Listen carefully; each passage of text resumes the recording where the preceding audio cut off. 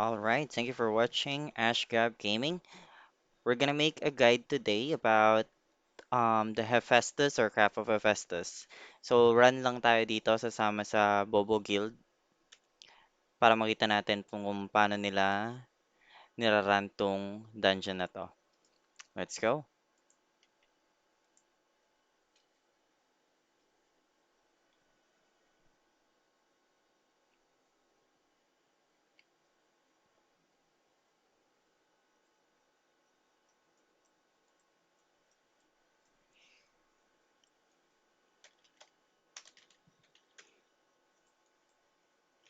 So kung nakikita nyo, isa to sa mga customized map ng game na to in which dito mo makuha yung mga kailangan na recipe or recipe book para makomplete mo yung last weapon nila.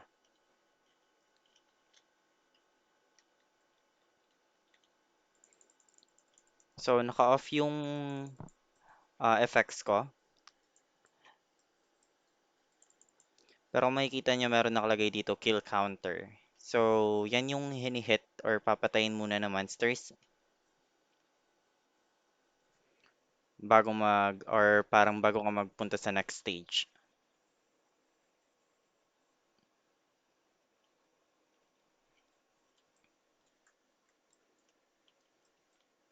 Ayun, so babaan lang natin yung background music.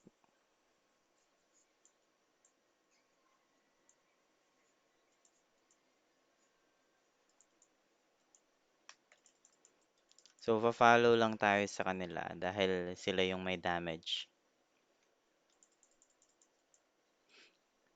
So, kung titignan nyo, halos aggressive lahat ng monsters dito.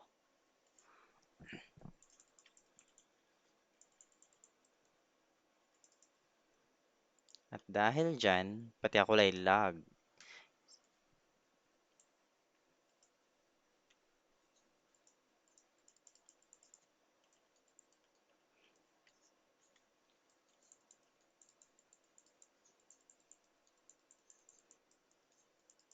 So, kailangan nilang ubusin lahat muna ng monsters or hit yung monster count na 150 para or ma-summon nila yung boss sa stage na to.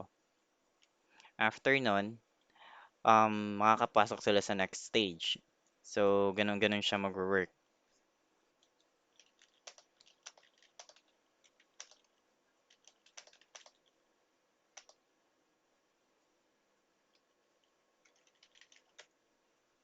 So, usually, ang mas magandang option dito pag mag-run kayo as a guild is naka-discord kayo. And that way, meron kayong coordination. Kasi, katulad ng ginagawa dito ni Miss Tank, ilulure niya lahat ng monsters. And then after nun, saka namin papatayin dito ng mga um, characters na merong area of effect damage.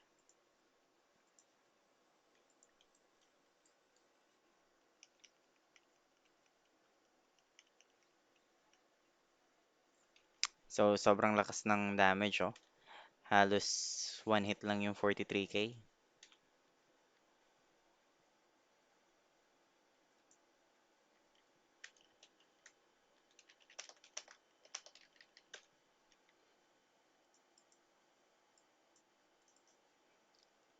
Ay, mali ko pala. Inatake ko agad. Walang signal.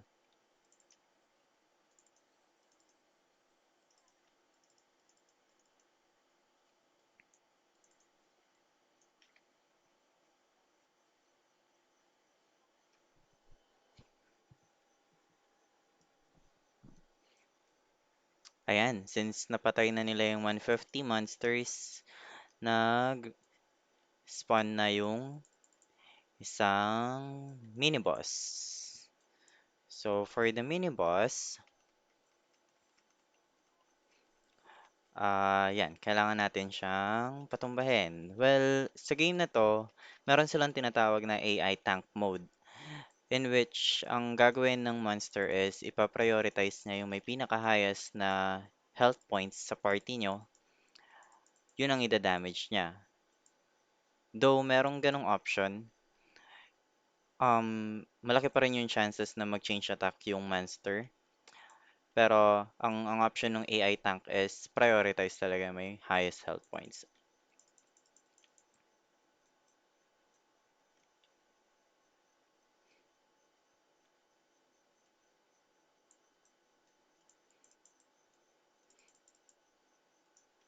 So dito, since meron kayong tanker, best option is magdala lagi ng RM or Seraph para sa buffer nyo.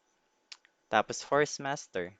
Tsaka any characters na merong AoE or malaki yung damage like Arcanist and Mentalist kasi malaki yung or mabilis mauubos yung mobs dito. Saka ang feature ng dungeon na to,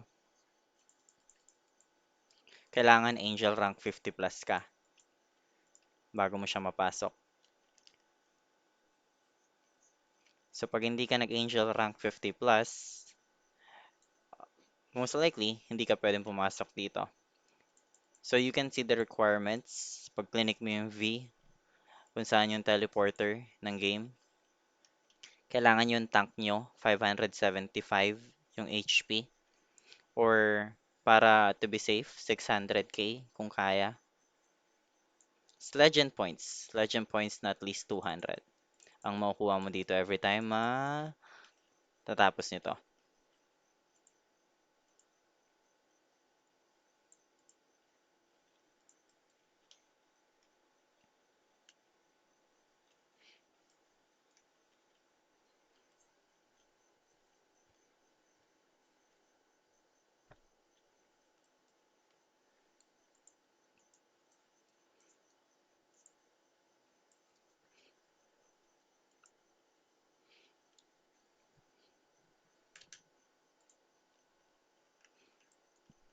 So yun, kung makikita nyo ang bilis, mabilis siyang matapos. So na-hit na namin yung 120 na target. Ito yung second boss, which is ako yung tinarget niya. So kahit maliit yung HP ko, which is just 60,000, malaki pa rin yung chance talaga na mag-change attack itong boss.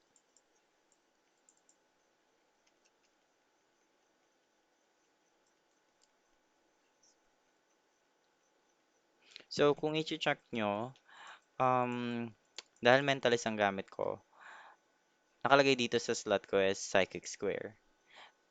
Pero may option dito to change this skill action slot key. Like for this one, if you're gonna use the second one, na yun ang nakalagay ngayon sa action slot ko, meron akong debuff, and then Spirit Bomb, para na yan sa boss. Pero once na naglulure sila, ito yung gamit ko, para sa AoE.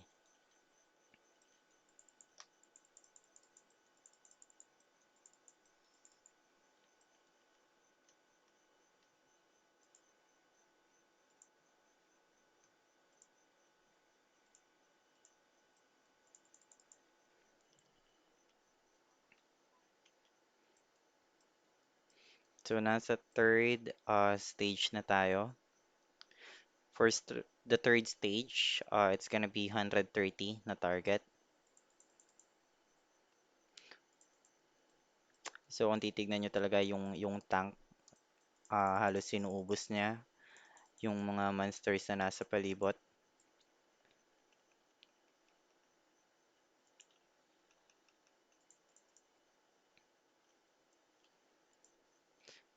Kung tutuusin, kung titignan mo yung damage natin sa monster, saka yung life nila, malambot yung monster eh.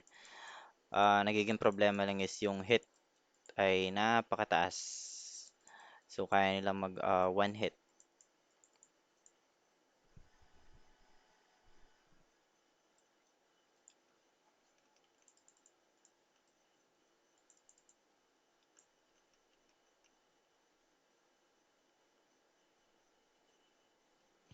Ayun, so hindi na naman napansin nung isa. Of course, usual na option ng Flyff is once mamatay yung party member mo, tatargetin nila yung susunod na kaparty na malapit.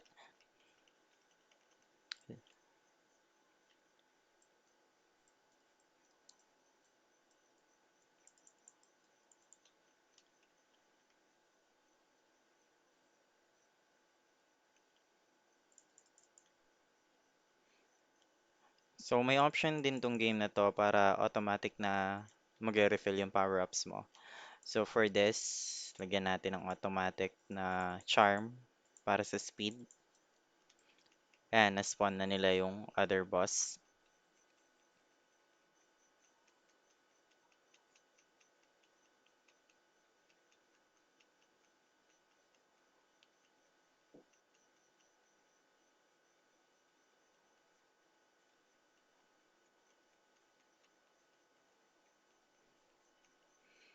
So if makikita nyo yung lineup namin, meron talaga kaming isang Templar,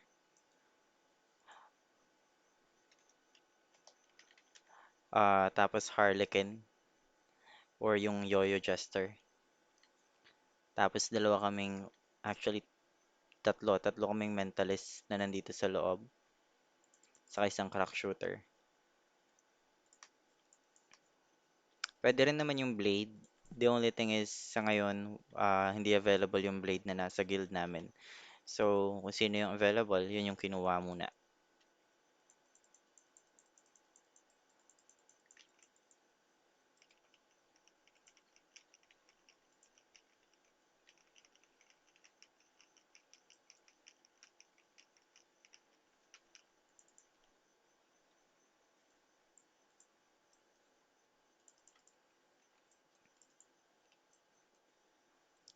So, first, this stage, 130 naman yung kailangan na i-kill para ma-summon yung boss. Oops, nag-hit ako ng maaga. So, hindi pa naka-G, na-hit ko na. Na-excite eh.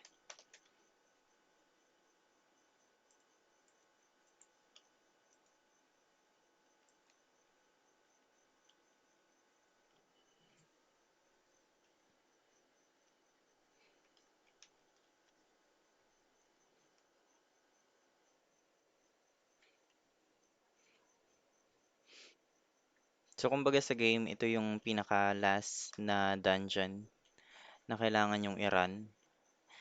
Hindi pati siya pwedeng i-run as solo. Though, may guide si Jugachi na solo lang siya. Kasama niyang hindi entirely solo pero meron siyang RM na kasama. Pero syempre, di natin makita talaga kung ilan yung HP ng RM na yon sa kaning items. Pero for this one, ayun na nga, mas mabilis pag meron kang kasama.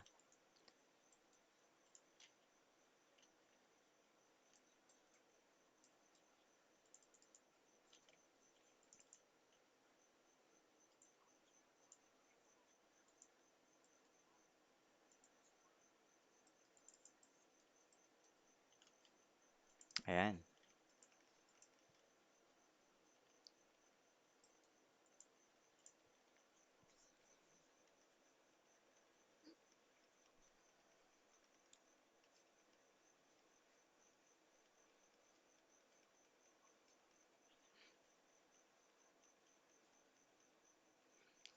So kahit pa paano mataas naman na yung damage ko sa boss.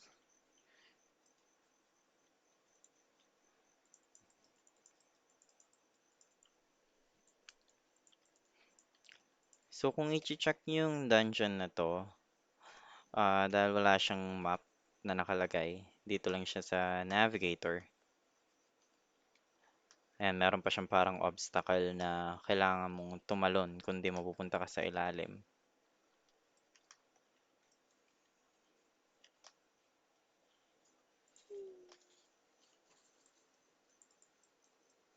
So, nawala na ako kung nasan sila.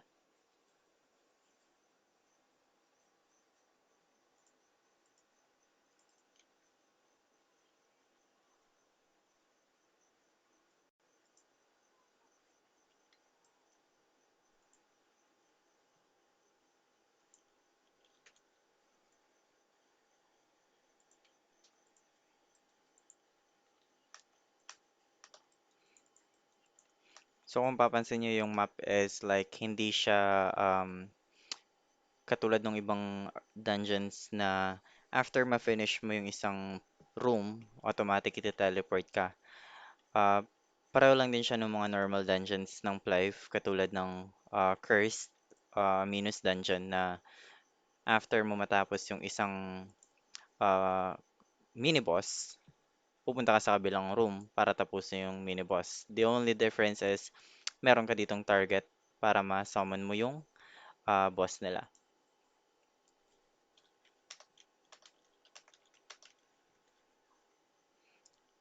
So, question from Wonder Girl 96. Yes, Slayers are good in this game, for especially for PvE or boss hunts because they have the highest damage that actually is given in this game.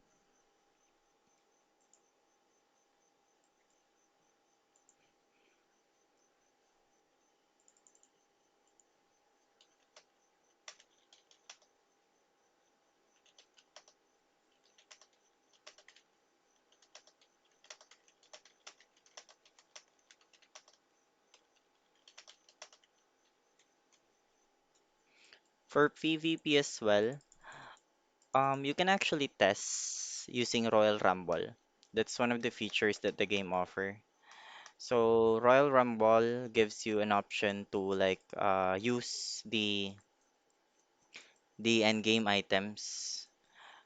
Though it's different when you already have or when you're gonna be the one creating the items. It's because you can like let's say awake it through the awakes that you actually want to have and get it on a maximum awakes.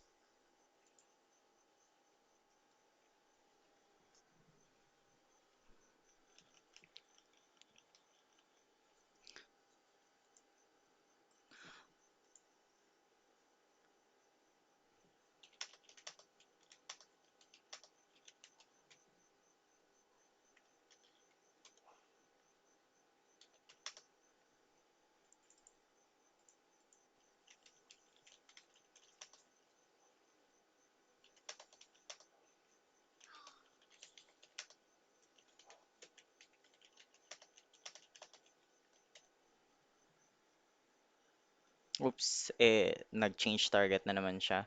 So, for the question na if it's gonna be or what's gonna be the best job for PvP, for Guild Siege, based sa guild or sa members namin, Templars are actually the best or outbalance character right now. It's because in the official Flyff, Holy Cross is already disabled, right? But with this server, Holy Cross is actually activated. So if you're using a two-handed sword, which has high critical options, and if you're gonna use, or if it's gonna be like a high critical, like awakes, let's say your increased critical damage is really high, you can one-hit any character at the same time having a lot of health points.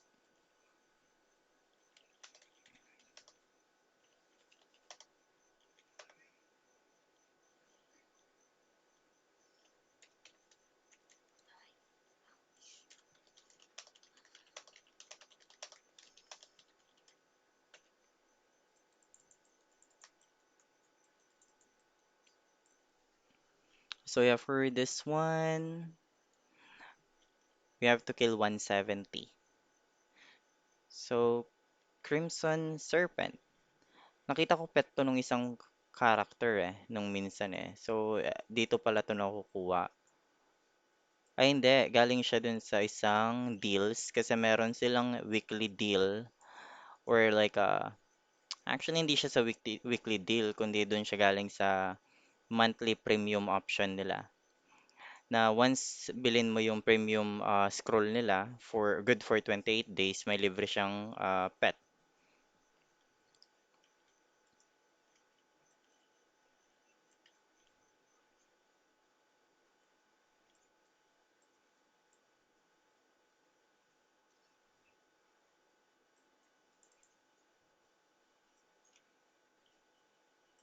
Ayun, so we were able to finish the other stages. So last boss na yan. Ito na yung pinaka-final boss sa dungeon na to.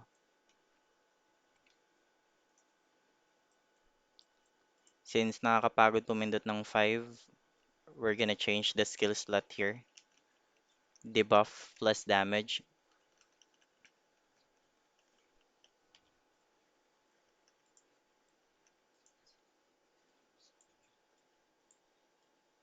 So for boss hunts, same pa rin naman as official. If you're gonna notice, magandang may dalang mentalist. Lalo na if yung mentalist marunong mag-debuff.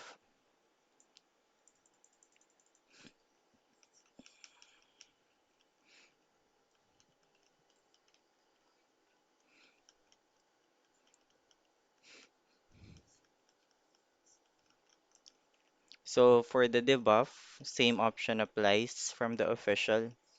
Though hindi ko lang alam yung percentage talaga dito. Unlike kasi sa Play Park Flyff, um, you can actually see kung ilang percentage yung nababawas sa'yo. Though di ko pa siya na-try sa PvP, so malay mo pag na-check natin minsan kung ilan talaga pag PvP.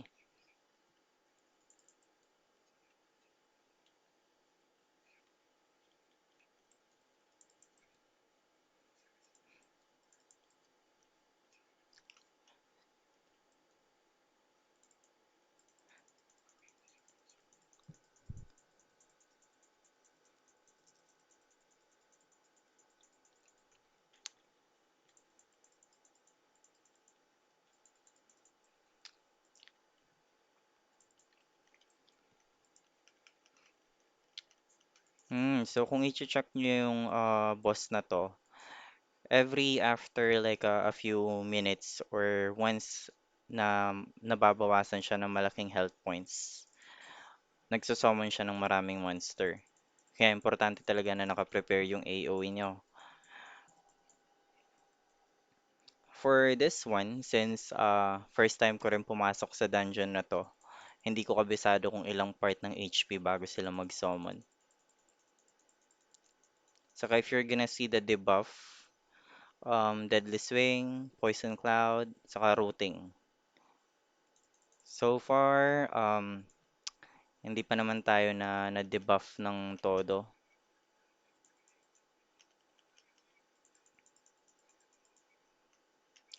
So wala pa naman tayo nakitang debuff na lahat ng buffs natin mawawala eh. Unlike other dungeons like yung Anko, saka uh, Aminos, Curse Aminos, lahat yun nagde-debuff talaga.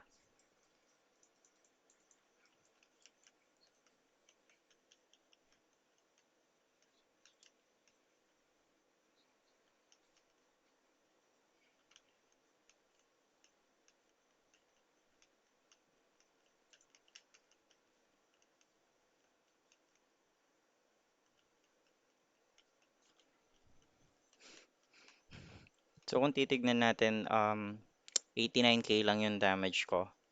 For the equipment, angelic weapon pa lang. And also curse na plus 10. The max upgrades that you can actually get is plus 20 for each weapon. Dito kailangan mo muna maging angelic para maging plus 20. If you're gonna have it on ultimate, same rule applies. So plus 10 lang siya maximum niya.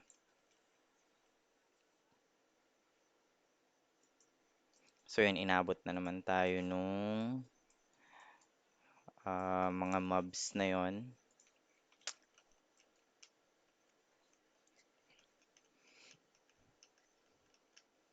So konti na lang mamamatay na yung monster na to, yung boss na to. Pero if you're gonna ask, wala ditong Cloak of Honor dahil mataas yung drop rate.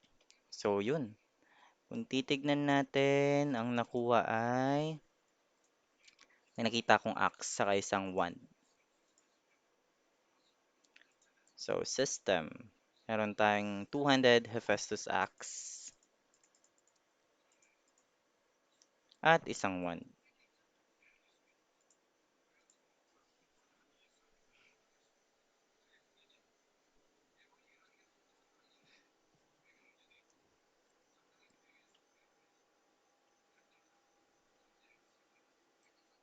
Alright, so ganun lang yung pag-clear ng dungeon. We're gonna try another run. Baka mamaya, we'll see. Pero that's gonna be one of the quick guides that you can get. Kasi nakalagay dito, you can do it 2 runs per day. So, pwede pang mag-isang run. So, for anyone that will be playing this game, Clockworks Flyff, I'll be also be posting this this video on YouTube so that you can actually see quick guides for this. So again, thank you for watching Ash Grab Gaming. You have yourself a great day now.